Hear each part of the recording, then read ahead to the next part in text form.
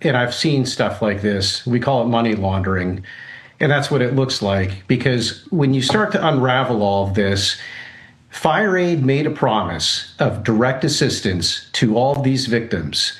And all of a sudden, you start seeing complaints from victims of these fires. And by the way, some of which I know who've lost their homes. I mean, this was a terrible tragedy.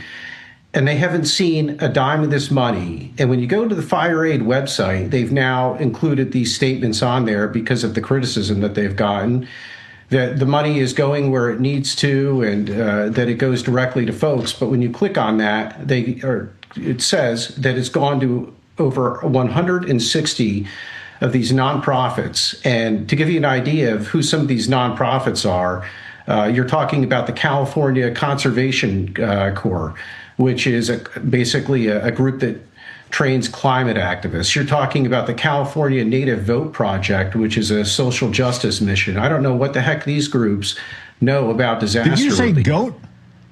Wait, did you say goats? No. I said the California. No. Yeah, sorry about that. I think we're being treated like goats. I tell you that. That's why I heard that, maybe.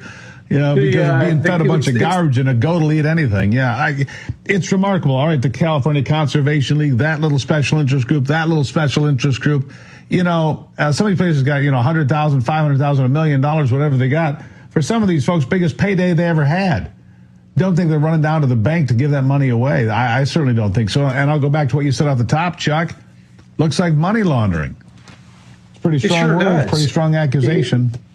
I've seen this before, and it looks like this is what people do when they want to obfuscate what they're maybe they have another purpose for. And the purpose here was allegedly to provide direct aid to these victims. However, that's not happened, and it's gone out to a lot of these pet projects. And there hasn't been much accountability. The victims tell us that they're not getting any of the money, and that's a big problem.